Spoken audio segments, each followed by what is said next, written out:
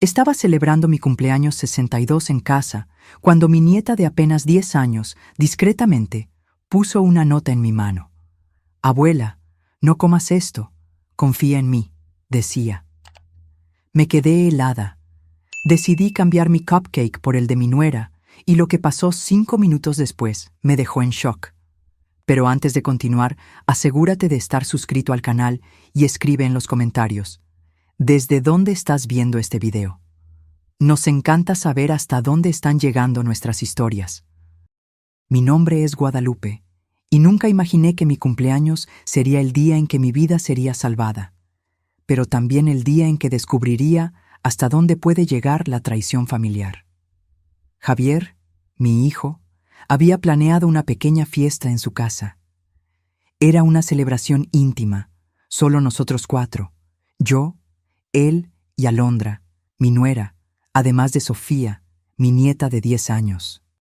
Su casa era acogedora, decorada con buen gusto en tonos beige y azul, colores que Alondra siempre decía que combinaban con la energía de la familia. Las paredes estaban decoradas con fotografías de nuestra familia, aunque noté que las imágenes donde yo aparecía sola con Javier habían disminuido gradualmente en los últimos meses. Pequeños detalles que, mirando hacia atrás, debieron haberme alertado. El ambiente era agradable esa tarde de primavera. La mesa del comedor había sido arreglada con esmero, con un mantel de encaje que yo misma les había regalado la Navidad pasada. En el centro, un pequeño arreglo de margaritas, mis flores favoritas, y 4 lugares impecablemente puestos. La luz del sol entraba por las amplias ventanas, creando un ambiente dorado y acogedor que contrastaba con lo que estaba a punto de suceder. Alondra había preparado mis platos favoritos: pollo asado con hierbas, papas gratinadas y una ensalada de hojas frescas. Para el postre, había hecho cupcakes de chocolate con cobertura de queso crema, una receta que yo le había enseñado en los primeros años de su matrimonio con Javier. En ese momento, lo interpreté como un gesto de cariño, una forma de honrarme. Qué ingenua fui. «Mamá, estás maravillosa hoy», dijo Javier, abrazándome al llegar. Sus ojos brillaban con ese afecto genuino que siempre me calentó el corazón. Alondra me recibió con su habitual sonrisa contenida, un beso rápido en cada mejilla y un abrazo que siempre me pareció más protocolario que afectuoso. Sofía, sin embargo, estaba diferente. Normalmente habladora y alegre, la niña parecía tensa, casi asustada. Sus grandes ojos marrones evitaban el contacto con los míos, y cuando Alondra le pidió que me diera un abrazo, lo hizo con una rigidez que me intrigó. Atribuí su comportamiento a alguna discusión familiar o problema en la escuela. Los niños a menudo cargan pequeños mundos de preocupación que los adultos no podemos imaginar. La cena transcurrió con aparente normalidad. Conversamos sobre temas cotidianos: el trabajo de Javier en la compañía de seguros, las clases de yoga para adultos mayores a las que yo había comenzado a asistir, el progreso de Sofía en la escuela. Alondra hablaba poco, pero eso no era inusual. Siempre la consideré una mujer más reservada, aunque ahora me doy cuenta de que confundí frialdad calculadora con timidez. Noté, sin embargo, pequeños detalles inquietantes. La forma en que Alondra revisaba su celular repetidamente por debajo de la mesa. La manera en que sus ojos se fijaban en mí cuando creía que yo no la estaba mirando. El tamborileo nervioso de sus dedos en la mesa. Y, más perturbador, los intercambios de miradas entre ella y Javier, miradas que parecían llevar mensajes que yo no podía descifrar. «Es hora de cantar ¡Feliz cumpleaños!», anunció Javier después de la comida, trayendo los cupcakes en una bandeja decorativa. En lugar de un pastel tradicional, Alondra había preparado varios cupcakes y uno de ellos tenía una pequeña corona encima. Pensé que el gesto era conmovedor, ignorando la voz interior que se preguntaba por qué no había velas para soplar. Fue cuando comenzamos a cantar «Feliz cumpleaños» que Sofía, sentada a mi lado, aprovechó el momento de distracción de sus padres para deslizar un pequeño pedazo de papel en mi mano. El movimiento fue tan discreto y rápido que ni Javier ni Alondra se dieron cuenta. La niña me lanzó una mirada intensa, casi implorativa, antes de volver a cantar con una voz forzadamente animada. Con el corazón acelerado sin saber por qué, mantuve el papel cerrado en mi mano. Esperé hasta que Javier saliera a buscar la cámara de fotos y Alondra fuera a la cocina a buscar platos para servir los cupcakes. Con manos temblorosas, desdoblé el papel por debajo de la mesa, manteniéndolo escondido de todos. El mensaje, escrito con la letra infantil pero urgente de Sofía, decía: «Abuela, no comas el cupcake, tu vida corre peligro, confía en mí». Su letra parecía desesperada, como si lo hubiera escrito a toda prisa. El mundo pareció detenerse. El sonido de todo a mi alrededor se convirtió en un zumbido distante. Miré el cupcake frente a mí, tan inocente, tan tentador. Mis ojos se encontraron con los de Sofía, que me observaba con intensidad, su pequeña cabeza inclinándose en un movimiento casi imperceptible de negación. Mi primera reacción fue de incredulidad. Seguramente mi nieta estaba imaginando cosas, pero algo en los ojos de Sofía, una urgencia y miedo genuinos, me hizo dudar. Rápidamente guardé la nota en el bolsillo de mi pantalón cuando Alondra regresó con los platos. Su sonrisa parecía normal, pero ahora la veía diferente. Había algo depredador en ella, algo calculador que me hizo sentir un escalofrío en la espalda. «Abuela, elige tu cupcake», dijo Sofía con una voz extrañamente enfática. Sus ojos estaban fijos en los míos, tratando de comunicar algo más. Alondra intervino rápidamente. «No, querida, ya le separé uno especial a la abuela. Este de aquí, con esa pequeña corona, hecho con más cariño». Ella empujó el cupcake hacia mí. Sus ojos se movían nerviosamente entre mi cupcake y mi rostro, como si estuviera esperando que lo comiera. Pero esperé el momento adecuado y tomé una decisión que cambiaría todo. Aprovechando un momento en que todos estaban distraídos con una historia divertida que mi hijo contaba, discretamente quité la pequeña corona de mi cupcake y lo cambié por el de Alondra. Fue un movimiento rápido, casi imperceptible.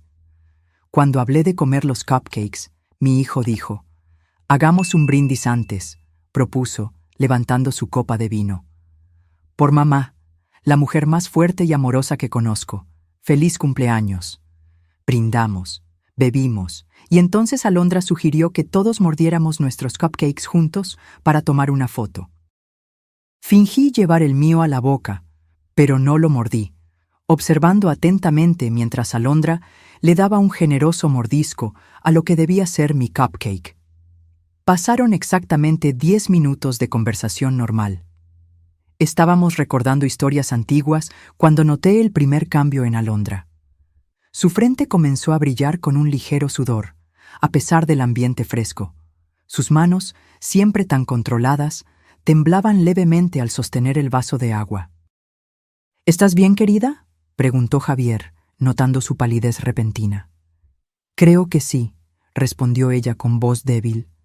«Tal vez algo que comí no me cayó bien». Sus ojos se encontraron con los míos por un segundo. Una mirada de confusión que rápidamente se transformó en comprensión horrorizada. Ella lo sabía. Sabía que yo había cambiado los cupcakes y ahora estaba sintiendo los efectos de lo que fuera que había puesto en el mío. Sofía observaba la escena con los ojos muy abiertos, una mezcla de miedo y alivio en su pequeño rostro.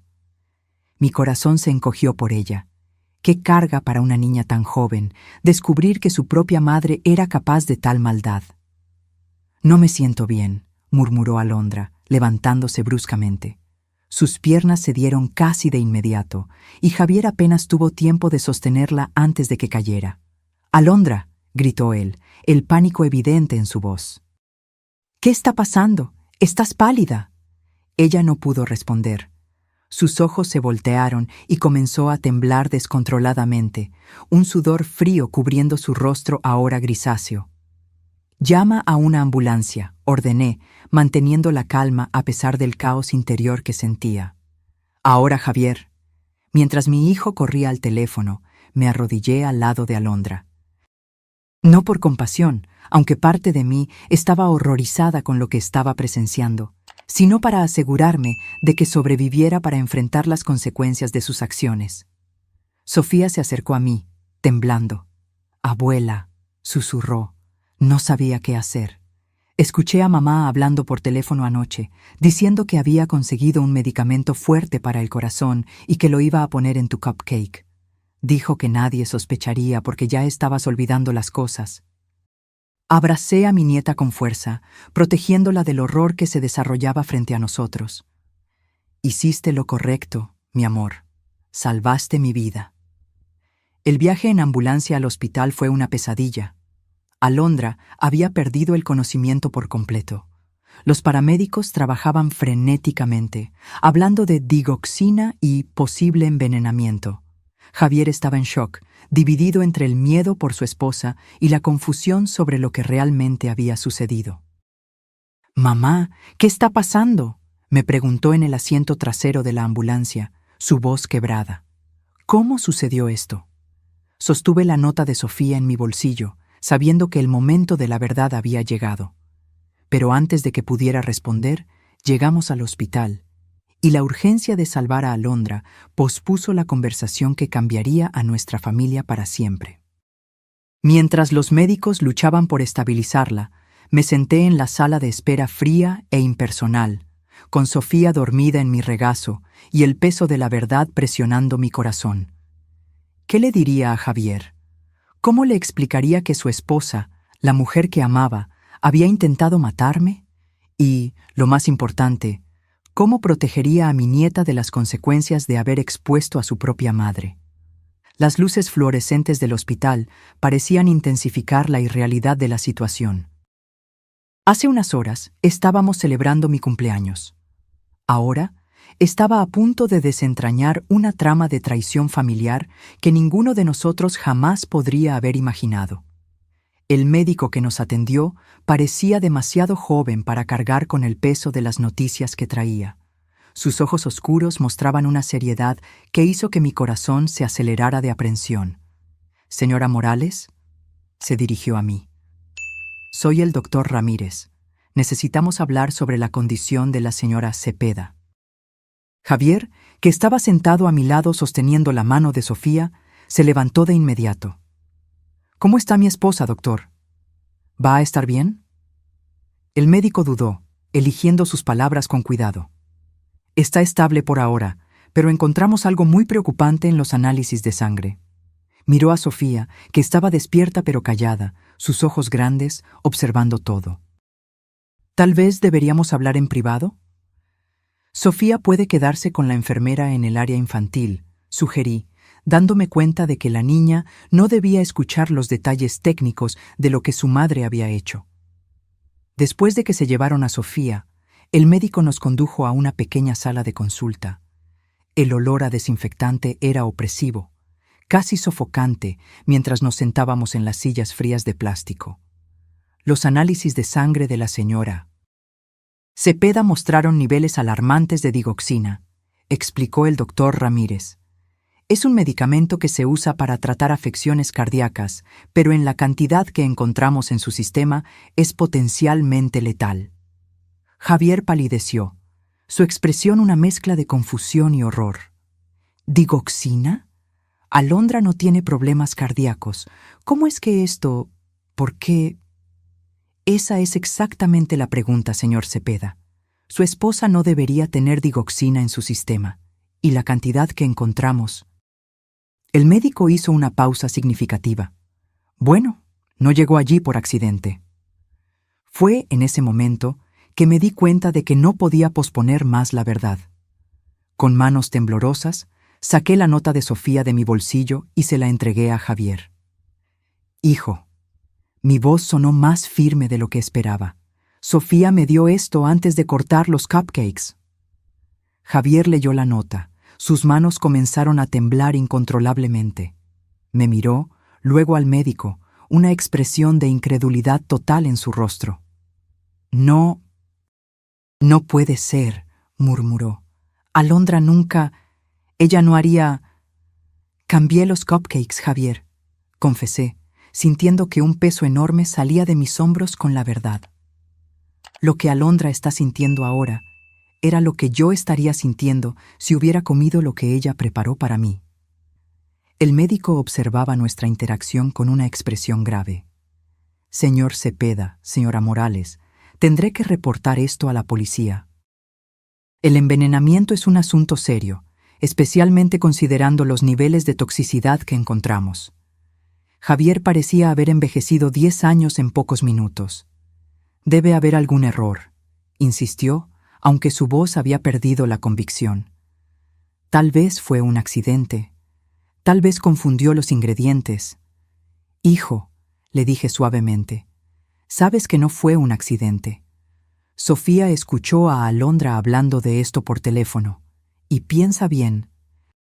¿No notaste cambios en mi comportamiento en los últimos meses? ¿Confusión, olvidos, mareos? Su rostro mostró el momento exacto en que la comprensión lo golpeó. Dios mío, susurró. Alondra, me había estado diciendo que estabas mostrando signos de demencia temprana, que necesitábamos considerar opciones de cuidado asistido para ti. Se cubrió el rostro con las manos, y yo le creí. El doctor Ramírez intervino con suavidad. Señor Cepeda, nos gustaría hacerle análisis de sangre a su madre también. Si su esposa ha estado administrándole digoxina a la señora Morales por algún tiempo, necesitamos evaluar los daños potenciales en su corazón. Acepté de inmediato. Mientras el médico salía para preparar los análisis, me quedé a solas con mi hijo, un abismo de traición y horror entre nosotros. Mamá, Javier finalmente habló con la voz ahogada. ¿Cómo pudo pasar esto? ¿Por qué? ¿Por qué Alondra le haría algo así a ti? Dinero, probablemente, respondí, sintiendo una extraña calma ahora que la verdad estaba saliendo a la luz. ¿Recuerdas la herencia que recibí de la tía Gabriela hace 6 meses? Fue cuando los olvidos comenzaron, cuando Alondra comenzó a visitarme más, siempre trayendo té o comida preparada especialmente para mí. Javier pareció físicamente golpeado por mis palabras. Ella estaba planeando matarte y usar mi nombre, nuestra relación, para conseguir tu dinero. Y Sofía lo descubrió, agregué. Imagina el peso que esa niña ha cargado, descubriendo lo que su propia madre estaba haciendo.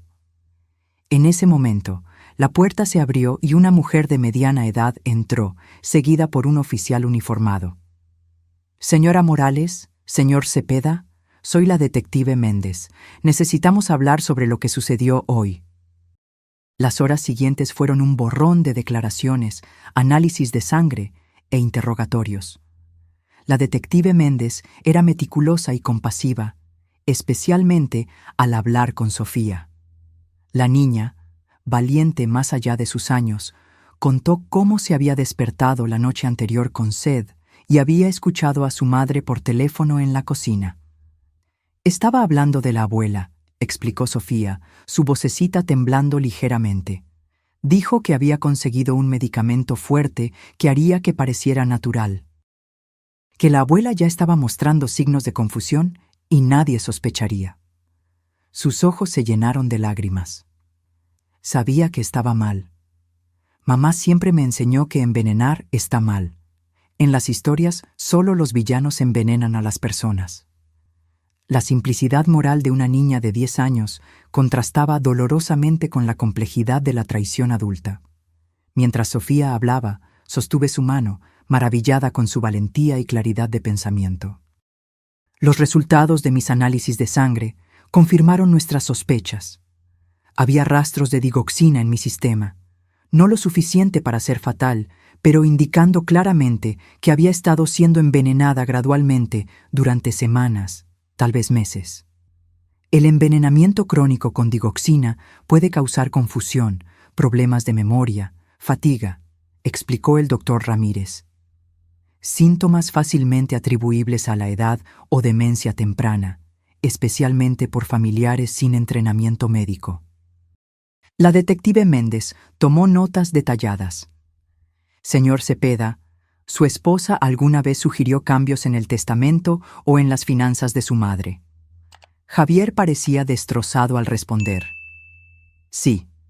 Hace 2 semanas logró que mi madre firmara un poder que me daba control sobre sus finanzas en caso de que su condición empeorara. Yo pensé que estábamos ayudando.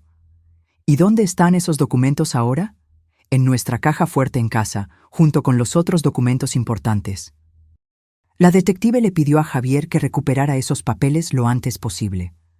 Necesitaremos investigar cuándo fueron redactados y quién los preparó. Los documentos obtenidos bajo falsas premisas o coerción son legalmente inválidos. Mientras esta conversación sucedía, yo observaba a Sofía, que se había acurrucado en una silla en la esquina de la sala. Sus pequeños hombros cargaban un peso inmenso. Había denunciado a su propia madre, algo que ninguna niña debería tener que hacer. Me acerqué a ella y me arrodillé, ignorando el dolor en mis rodillas. Sofía, mi amor, quiero que sepas que hiciste lo correcto. Fuiste muy, muy valiente. Sus ojos, tan parecidos a los de Javier, se encontraron con los míos. ¿Mamá irá a prisión? ¿Cómo responder a eso? ¿Cómo explicarle a una niña que sí, su madre probablemente iría a prisión por intentar matar a su abuela? ¿Que nuestra familia nunca más sería la misma? No sé qué va a pasar con tu madre, respondí honestamente. Pero sé que tú, tu papá y yo estaremos juntos. Nos cuidaremos unos a otros, pase lo que pase. Ella asintió, una comprensión más allá de su edad en sus ojos. Mamá hizo algo muy malo, ¿verdad? Sí, querida, respondí, sosteniendo sus pequeñas manos en las mías. Pero eso no significa que hiciste algo malo al contarnos. Salvaste mi vida, Sofía. Esa noche, ninguno de nosotros regresó a casa. Javier y Sofía se quedaron conmigo en un hotel cerca del hospital. Ninguno de nosotros queriendo enfrentar la casa que ahora parecía contaminada por la traición de Alondra. Sofía durmió entre nosotros en una cama grande, su respiración finalmente tranquila después de horas de llanto. En la oscuridad de la habitación, Javier me susurró: «Mamá, ¿cómo vamos a seguir adelante después de esto? ¿Cómo le explicamos a Sofía que su madre intentó...?» No pudo completar la frase. Día a día, respondí, sintiendo el peso y la sabiduría de mis 62 años. Así es como seguimos, un día a la vez, con verdad y amor. Mientras Sofía dormía entre nosotros, un símbolo de la inocencia en medio de la traición, me prometí a mí misma que, de alguna manera, encontraríamos un camino a través de esta pesadilla. No solo por mí, no solo por Javier, sino principalmente por esta niña valiente que había sacrificado tanto por hacer lo que era correcto. A la mañana siguiente, nos informaron que Alondra había recuperado el conocimiento. Su estado era estable, aunque los médicos continuaban monitoreando su corazón de cerca. La detective Méndez sugirió que la confrontara, con la policía presente para registrar cualquier confesión o declaración incriminatoria. No estoy segura de poder enfrentarla, confesé, sintiendo un temblor en las manos al pensar en mirar a los ojos de la mujer que había planeado metódicamente mi muerte. Lo entiendo completamente, respondió la detective con amabilidad. Pero su testimonio directo sería muy valioso para el caso, y francamente, señora Morales, muchas víctimas encuentran un cierto cierre al confrontar a sus agresores. Javier se ofreció a ir conmigo, pero decidimos que Sofía debería quedarse con una asistente social durante esa visita. La niña ya había enfrentado suficiente trauma y verla ciertamente desestabilizaría a Alondra, potencialmente comprometiendo el interrogatorio. Caminando por los pasillos del hospital hacia la habitación de Alondra, sentí como si estuviera caminando hacia mi propia ejecución. El olor a desinfectante parecía más fuerte, las luces fluorescentes más duras. Javier sostenía mi brazo, pero no sabía si era para darme apoyo o para buscar fuerza. 2 policías uniformados custodiaban la puerta de la habitación. Adentro, Alondra estaba pálida contra las sábanas blancas, tubos intravenosos conectados a su brazo. Cuando nos vio, su rostro mostró una mezcla desconcertante de emociones: sorpresa, miedo Y luego, rápidamente, una máscara de preocupación y vulnerabilidad. Guadalupe, dijo con voz débil, extendiendo una mano hacia mí. Gracias a Dios que estás bien. Estaba tan asustada. La facilidad con la que asumió el papel de víctima preocupada me dejó momentáneamente sin palabras. Era como si estuviéramos en realidades completamente diferentes. No, Alondra, respondí finalmente, manteniendo distancia de la cama. No vamos a hacer esto. Sabemos lo que hiciste. Sofía escuchó tu conversación telefónica. Sabemos lo de la digoxina. Al mencionar a Sofía, vi el primer destello de genuino shock en su rostro. No había considerado que su hijastra pudiera ser la fuente de la denuncia. Por un momento, su máscara se deslizó, revelando algo frío y calculador en sus ojos. No sé de qué estás hablando, insistió, pero su voz había perdido la fragilidad fingida. Estoy confundida. Los médicos dijeron que fui envenenada. ¿Cómo puedes acusarme de algo así cuando yo soy la víctima? Javier, que había permanecido en silencio hasta entonces, dio un paso al frente. Encontramos los frascos, Alondra, en el fondo de tu cajón de lencería, digoxina, a nombre de un paciente que no existe. Eso era un farol. No habíamos buscado en su casa todavía, pero su reacción lo confirmó todo. Su rostro palideció aún más y por un instante vi pánico en sus ojos. No entienden, dijo, cambiando de táctica. Estábamos tratando de ayudar a Guadalupe. Está confundida, está perdiendo la memoria. Tú mismo lo viste, Javier. Sus episodios se están volviendo más frecuentes. No había episodios, respondió Javier, su voz temblando de rabia contenida. Eras tú, envenenándola lentamente, haciéndonos creer que estaba desarrollando demencia. ¿Por qué, Alondra? ¿Por su dinero? ¿Por la casa? Alondra mantuvo el silencio por un largo momento, evaluando sus opciones. La detective Méndez, que observaba desde la esquina, se acercó. Señora Cepeda, tenemos suficiente evidencia para arrestarla por intento de homicidio. Los análisis de sangre de la señora Morales muestran envenenamiento crónico por digoxina. Su propia sangre muestra una dosis casi fatal de la misma sustancia, y tenemos el testimonio de su hijastra. Su cooperación ahora podría ser considerada en la sentencia. Algo cambió en los ojos de Alondra entonces, una rendición tal vez, o un frío recálculo de sus posibilidades. Se recostó en las almohadas, repentinamente pareciendo más compuesta, casi profesional. Guadalupe está vieja, dijo simplemente, como si constatara un hecho meteorológico. ¿Tiene, qué, 62 años? ¿Cuánto más de vida útil y digna le quedaría? ¿5 años? ¿10? ¿Y luego qué? Pañales, confusión, una carga para todos nosotros. Sus palabras me golpearon como golpes físicos. La crueldad casual, la forma en que había reducido mi existencia a una inconveniencia con fecha de vencimiento.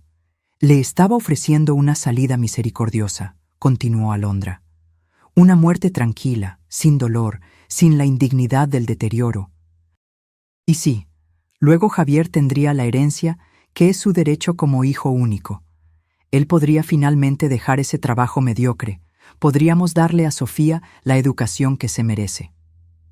Intentaste matarme, dije, encontrando mi voz finalmente. Te acercaste a mí, fingiste que te importaba, mientras me envenenabas poco a poco. ¿Cómo pudiste, Alondra? Confié en ti. Por primera vez, algo parecido a emoción genuina cruzó su rostro. No remordimiento, sino una especie de irritación impaciente. Por favor, Guadalupe, no seas tan dramática. ¿Crees que eres especial? Solo eres una anciana con dinero. Hay miles como tú, aferrándose a recursos que podrían beneficiar a la generación más joven. Javier avanzó, su rostro contorsionado de furia. «Cállate. ¿Cómo puedes hablar así de mi madre? ¿Cómo pudiste hacernos esto a nosotros? ¿A Sofía? ¿Pensaste en cómo esto afectaría a tu propia hija?» «Sofía es joven», respondió Alondra fríamente. «Lo superará. Los niños son resilientes».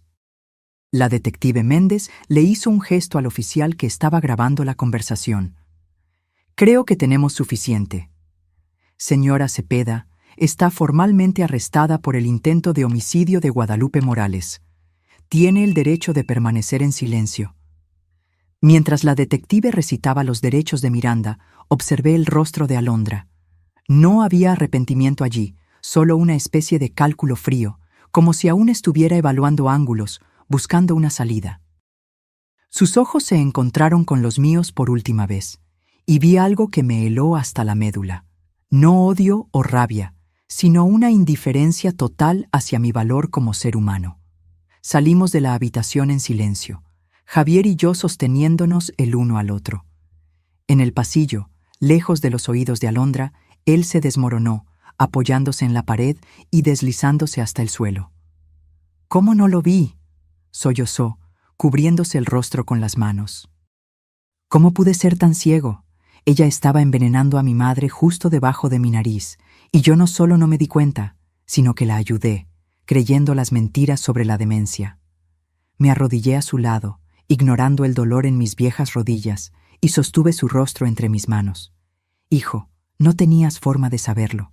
Alondra es manipuladora, es lo que hace, nos engañó a todos. Pero soy tu hijo», insistió, con la voz ahogada. «Debería protegerte. En cambio, estaba planeando ponerte en un asilo porque creía que te estabas volviendo senil». La detective Méndez se acercó, ofreciéndole pañuelos a Javier y dándonos un momento para recuperarnos. «Señor Cepeda», dijo amablemente, «las personas como su esposa son expertas en manipulación. Construyen mentiras tan convincentes que incluso los profesionales entrenados pueden ser engañados. No se culpe». Regresamos al hotel, donde Sofía nos esperaba con la asistente social. La niña corrió a los brazos de su padre tan pronto como nos vio, y mi corazón se encogió al ver el vínculo entre ellos, algo genuino y puro en medio de tanta falsedad. Los días siguientes fueron un borrón de declaraciones policiales, consultas con abogados y largas conversaciones con psicólogos, especialmente para Sofía. Alondra fue transferida del hospital a la prisión tan pronto como su estado de salud lo permitió, acusada formalmente de intento de homicidio premeditado. La investigación reveló horrores que ni imaginábamos. En su computadora, la policía encontró extensas búsquedas sobre envenenamiento por digoxina, síntomas de demencia y cómo falsificar documentos legales.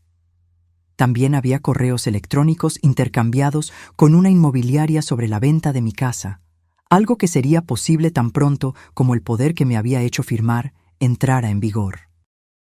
Más perturbadoras aún fueron las conversaciones con un hombre llamado Rafael, aparentemente un exnovio con quien había mantenido contacto.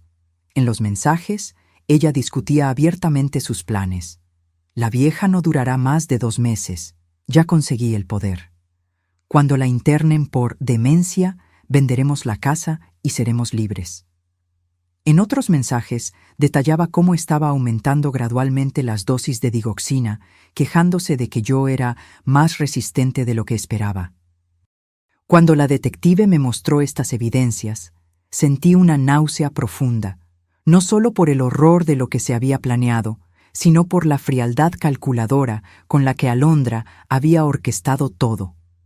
¿Cómo podía alguien reducir a otro ser humano, alguien con quien compartió comidas, celebró cumpleaños, construyó recuerdos, a nada más que un obstáculo a ser eliminado? «Es más común de lo que imagina», dijo la detective cuando expresé mi conmoción. «Tenemos casos de envenenamiento por familiares casi todos los meses. Generalmente es por dinero, a veces por venganza. Lo que hace que el caso de Alondra sea inusual es el nivel de planificación y su paciencia». Una noche, aproximadamente una semana después del incidente, Sofía vino a mi habitación en el apartamento temporal que habíamos alquilado. Javier finalmente se había quedado dormido después de días de insomnio, y la niña debería estar durmiendo también. «Abuela», susurró, sus ojos grandes en la penumbra, «¿puedo contarte algo?». Hice espacio para ella en la cama y se acurrucó contra mí como lo hacía cuando era más pequeña. «Claro, mi amor. Puedes contarme cualquier cosa». Creo que sabía que mamá estaba haciendo algo malo desde hace más tiempo, confesó, su voz casi inaudible. Ella cambió después de que usted recibió ese dinero de la tía abuela. Comenzó a hablar de cómo usted se estaba poniendo vieja, cómo necesitábamos prepararnos para cuando usted ya no pudiera cuidarse sola. Mi corazón se encogió al pensar en la carga que esta niña había llevado. ¿Por qué no dijiste nada antes, querida? Sofía se quedó en silencio por un momento. Porque era mi mamá, respondió finalmente. Siempre debes confiar en tu mamá, ¿verdad? Pero luego... Su voz se quebró. Luego la escuchaste en el teléfono, completé suavemente. Ella asintió contra mi hombro. Se estaba riendo, abuela, riendo mientras hablaba de cómo iba a poner el medicamento en su cupcake especial, diciendo que sería poético que usted muriera en su propio cumpleaños. Un pequeño sollozo se escapó. ¿Cómo puede una mamá hacer algo así? No había una respuesta adecuada para esa pregunta.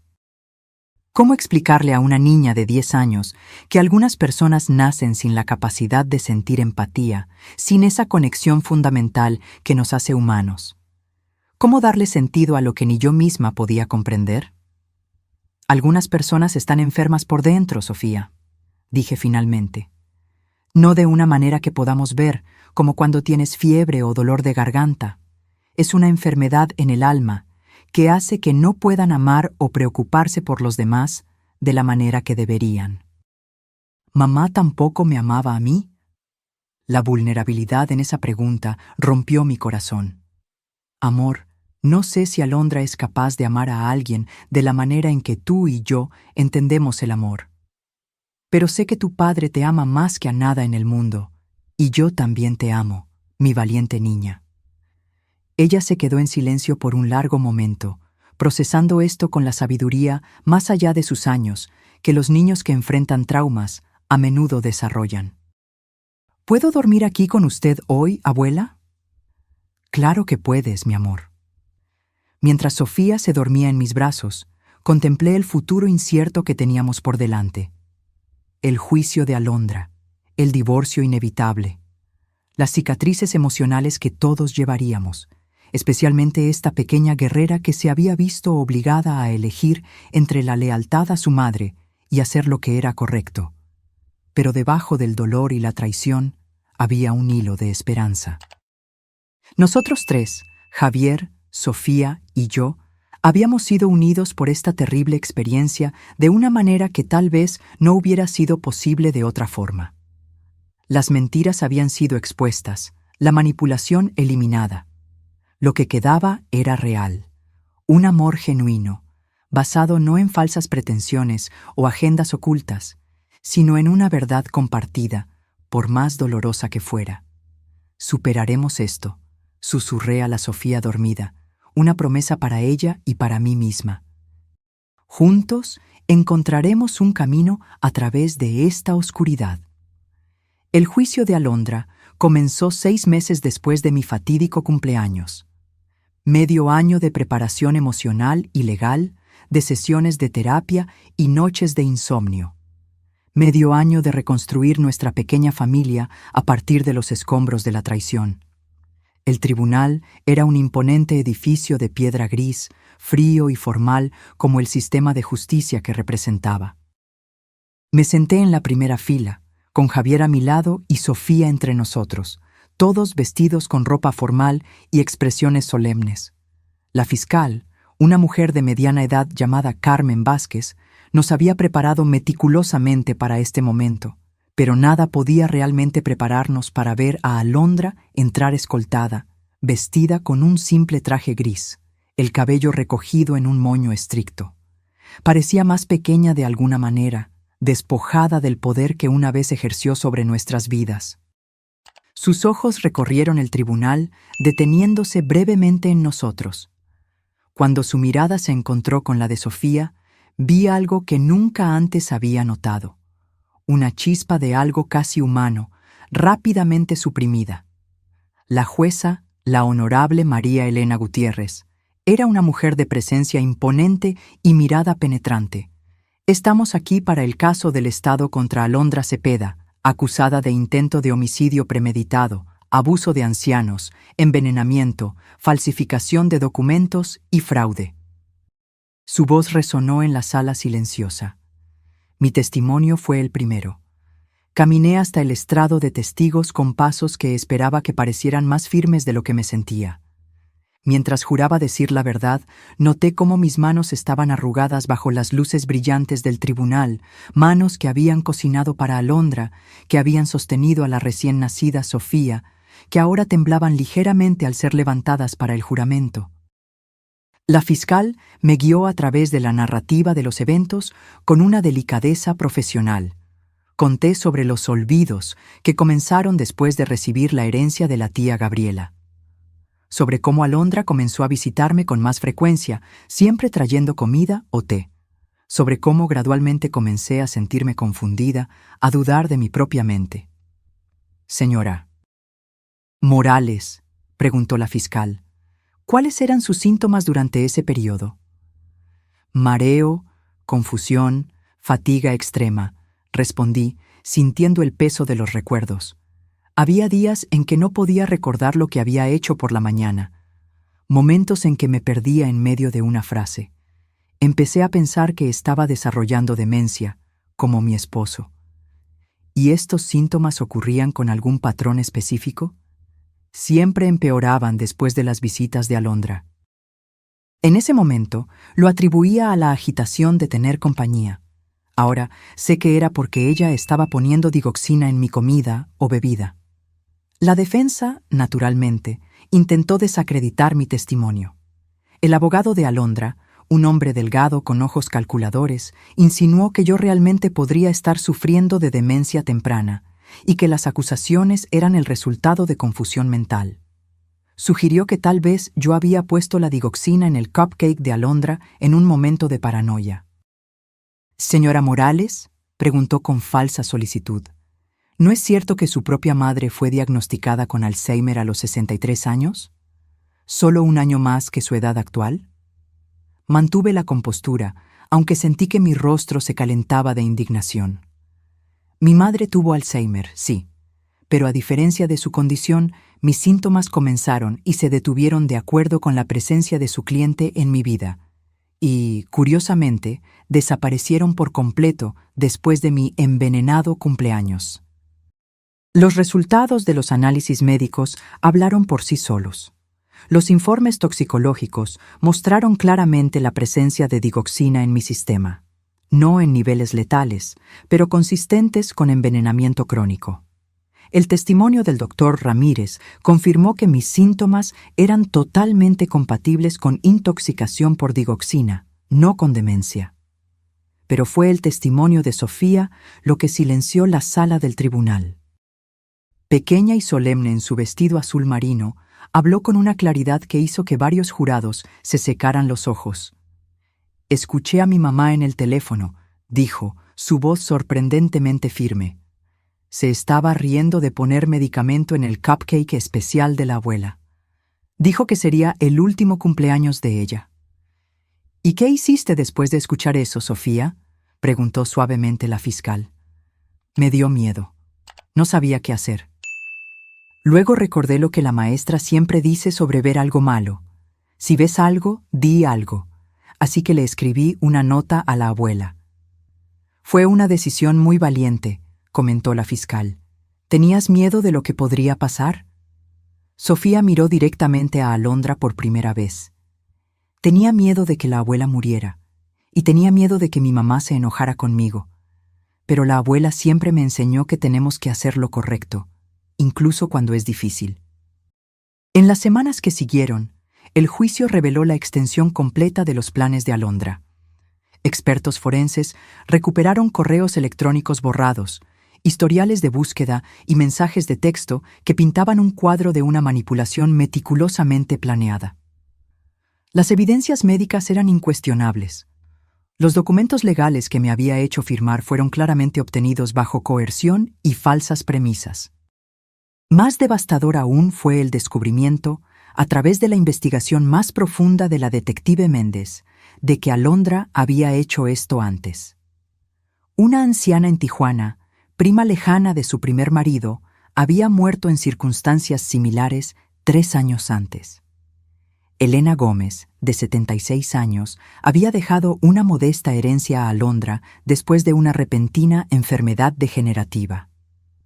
Los familiares habían sospechado, pero sin pruebas concretas, nada se pudo hacer en ese momento. El patrón es idéntico, explicó la detective en el tribunal. Acercamiento gradual, ganancia de confianza, sugerencias de deterioro mental, aislamiento de la víctima de otros familiares, documentos legales modificados y, finalmente, una muerte que parecía natural. Cuando llegó el turno de Alondra de testificar, su estrategia había cambiado. Ya no era la manipuladora segura que yo había confrontado en el hospital.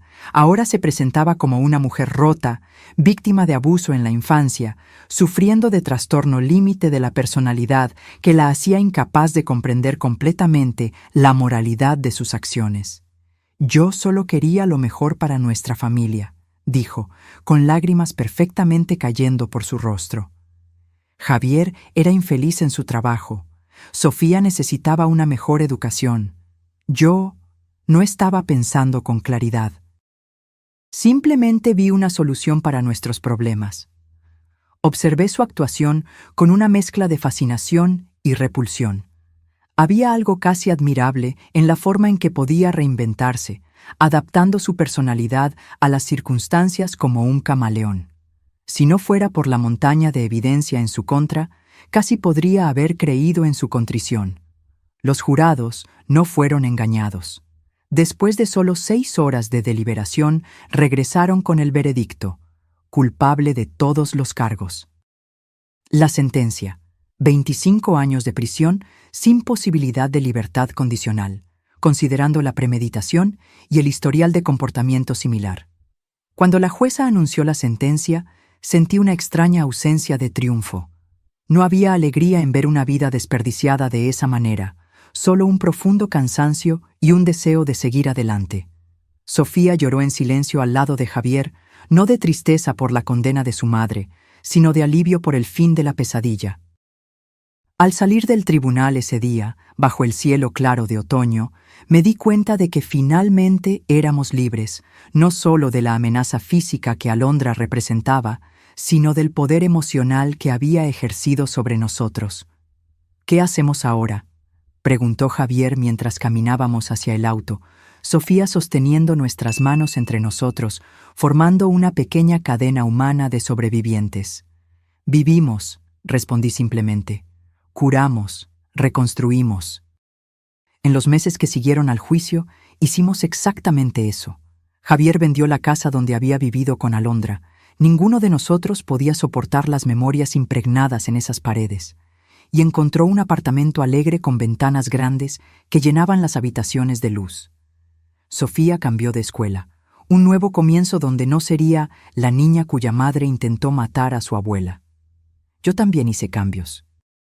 Vendí mi antigua casa, llena de recuerdos ahora manchados, y compré una pequeña casa de 2 habitaciones cerca del apartamento de Javier.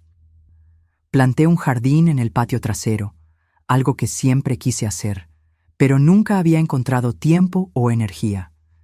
Había algo profundamente terapéutico en hundir las manos en la tierra, en nutrir vida nueva después de haber estado tan cerca de la muerte.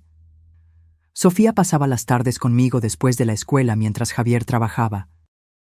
Juntas, hacíamos pasteles y galletas, reclamando nuestras tradiciones culinarias del veneno de la traición.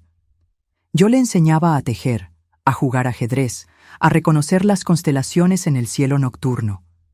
A cambio, ella me enseñaba a usar una tableta, a jugar sus videojuegos favoritos, a comprender las complejidades de la música que los jóvenes escuchaban hoy en día. Gradualmente, las heridas comenzaron a cicatrizar. No perfectamente, siempre habría cicatrices, pero lo suficiente para que pudiéramos encontrar alegría de nuevo, para que pudiéramos confiar, aunque con cautela. Un año después del incidente del cupcake, celebramos mi cumpleaños 63. Fue una fiesta sencilla en el jardín de mi nueva casa, solo nosotros 3, más algunos nuevos amigos que había hecho en el grupo de apoyo para sobrevivientes de abuso de ancianos al que comencé a asistir. Javier preparó una parrillada y Sofía había decorado el patio con linternas de colores. No hubo cupcakes. Creo que nunca más podríamos mirar uno sin recordar. En su lugar, Sofía y Javier prepararon un pastel simple de chocolate. Cuando se encendieron las velas, miré los rostros a mi alrededor, iluminados por la luz dorada. Rostros de personas que me amaban genuinamente, sin segundas intenciones ni agendas ocultas. «Pide un deseo, abuela», dijo Sofía, con sus ojos brillando. Cerré los ojos y deseé lo que ya habíamos comenzado a construir. Una vida de verdad, de confianza restaurada, de amor que sana. Cuando soplé las velas, sentí no solo el peso de mis 63 años, sino también la ligereza de quien ha ganado una segunda oportunidad. Han pasado 3 años desde el cumpleaños, que casi fue mi último. Hoy, a los 65 años, me encuentro reflexionando sobre todo lo que ha cambiado y todo lo que he aprendido sobre la confianza, la traición y, sorprendentemente, el perdón. Javier encontró un nuevo amor. Carmen es profesora de literatura en la universidad local, una mujer de risa fácil y ojos amables que entró en nuestras vidas como una brisa fresca después de una tormenta. Al principio, Javier estaba reacio, cargando el peso de la culpa y el miedo. «¿Y si no puedo ver las señales de nuevo?», me confesó una noche. «¿Y si mi juicio está permanentemente comprometido?». «Hijo», respondí, sosteniendo sus manos, «lo que sucedió no fue un fallo de tu juicio. Fue el resultado de la habilidad excepcional de Alondra para manipular y engañar. Y ahora todos nosotros tenemos detectores de mentiras más agudos». Cuando Carmen vino a cenar a mi casa por primera vez, la observé con ojos entrenados por la amarga experiencia, pero donde Alondra había mostrado sonrisas calculadas e interés superficial, Carmen ofrecía risas genuinas y curiosidad sincera. Donde Alondra había aislado a Javier de mí, Carmen incentivaba nuestra relación, sugiriendo a menudo actividades para los 3, y pronto para los 4, incluyendo a Sofía. Sofía, ahora de 13 años, floreció bajo el cuidado constante de su padre y mi amor incondicional. La terapia la ayudó a procesar la traición de su madre y a entender que no había sido su culpa. «Tomaste la decisión más valiente y correcta posible», le aseguró su terapeuta repetidamente. «Salvaste a tu abuela y ayudaste a tu madre a enfrentar las consecuencias de sus elecciones». Aún hay días difíciles, por supuesto, días en que Sofía regresa de la escuela con ojos rojos porque algún niño cruel mencionó a su madre asesina. Días en que se pregunta si también podría volverse como Alondra, un miedo que abordamos de inmediato con amor y terapia. La bondad no es solo algo con lo que nacemos, le expliqué durante una de esas crisis. También es una elección que hacemos todos los días, y tú, mi querida, haces esa elección constantemente. La vida de Alondra en prisión sigue siendo una presencia periférica en nuestras vidas. Ella escribe cartas ocasionalmente, a Javier, a Sofía, incluso a mí. Las primeras eran manipuladoras, llenas de autovictimización e intentos sutiles de sembrar discordia. «Tu padre nunca te cuenta la verdad completa, Sofía», escribió una vez. «Pregúntale sobre nuestra cuenta bancaria secreta». No había cuenta secreta, solo otro intento de crear desconfianza. Con el tiempo, cuando sus manipulaciones no obtuvieron respuesta, las cartas se volvieron más honestas, o al menos tan honestas como alguien como Alondra puede ser. «No sé por qué hice lo que hice», escribió en su carta más reciente. «Hay algo roto en mí que no puedo arreglar». Javier lee las cartas. Responde ocasionalmente con actualizaciones simples sobre la vida de Sofía, pero mantiene límites firmes. Sofía, después de una cuidadosa consideración y discusiones con su terapeuta, decidió no leer las cartas de su madre hasta sentirse emocionalmente preparada, tal vez cuando sea mayor. Yo, sorprendentemente, respondí a una de las cartas de Alondra. no por un deseo de reconciliación o por una necesidad no resuelta de confrontación, sino por algo más complejo, un deseo de entender lo incomprensible. ¿Por qué yo?, le pregunté directamente. De todas las personas con recursos que podrías haber elegido como objetivo, ¿por qué la madre de tu marido? Su respuesta llegó semanas después, escrita con una letra extrañamente infantil para una mujer de su inteligencia. Estabas allí. Confiabas en mí. Era fácil. La crueldad casual de esas palabras me golpeó de una manera que ni siquiera sus acciones anteriores lo habían hecho. La aleatoriedad de eso. Podría haber sido cualquier persona con dinero que se cruzara en su camino y bajara la guardia. Este entendimiento trajo consigo un tipo extraño de liberación. La traición de Alondra nunca fue realmente sobre mí, mis fallas, mi ingenuidad, mis vulnerabilidades. Fue sobre los vacíos dentro de ella que nada podía llenar. Con esta comprensión vino no el perdón, exactamente, sino una especie de desapego. Ya no necesitaba cargar la ira como una armadura contra futuras traiciones. En su lugar, redirigí mi energía hacia algo más constructivo. Junto con otras 2 sobrevivientes de abuso de ancianos que conocí en el grupo de apoyo, fundé una pequeña organización llamada Vigilancia Plateada. Nuestro objetivo es educar a los ancianos y sus familias sobre las señales de abuso financiero y físico, especialmente cuando proviene de personas cercanas y de confianza.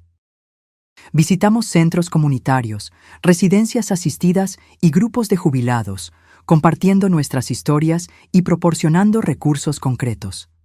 El aislamiento es la primera táctica, explicamos. Si alguien está tratando de limitar su acceso a otros seres queridos o amigos, eso es una señal de alerta. Más importante aún, enfatizamos que no hay vergüenza en haber sido engañado. Los manipuladores son especialistas en lo que hacen, digo en cada charla. Estudian tus vulnerabilidades, ganan tu confianza y explotan exactamente lo que más valoras, a menudo tu amor por tu familia. Nuestro trabajo generó un interés inesperado de los medios locales. Un periódico hizo un reportaje sobre nosotros, lo que llevó a una entrevista en la televisión. De repente, estaba recibiendo correos electrónicos y llamadas de personas de todo el país que habían pasado por experiencias similares o sospechaban que algo estaba mal en sus familias. Mi nuera insiste en que me estoy volviendo confusa, escribió una mujer de 78 años. Pero solo me siento así después de que ella me trae su té especial. Orientamos a esta señora a buscar ayuda médica de inmediato y a contactar a las autoridades. Semanas después, nos escribió de nuevo, confirmando que los análisis toxicológicos habían detectado sedantes en su sistema.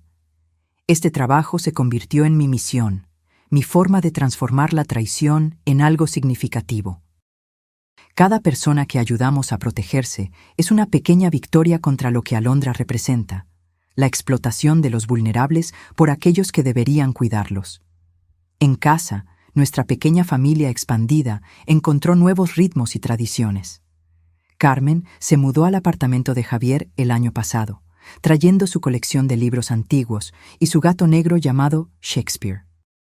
Sofía, inicialmente cautelosa con esta nueva figura materna, gradualmente bajó sus defensas cuando se dio cuenta de que Carmen no tenía interés en reemplazar a nadie, ni a su madre biológica, ni la relación especial que tenía conmigo.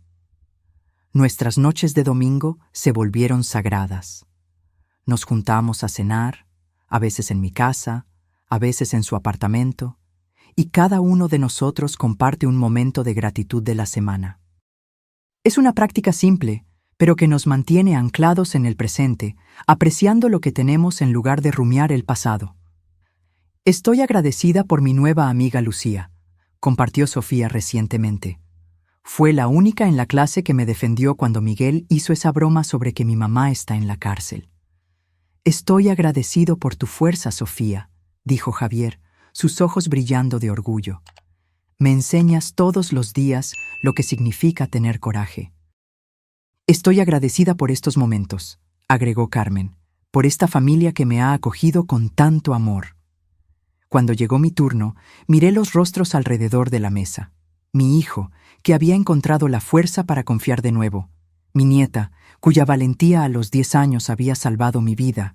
Y Carmen, que entró en nuestra familia rota con nada más que amor genuino.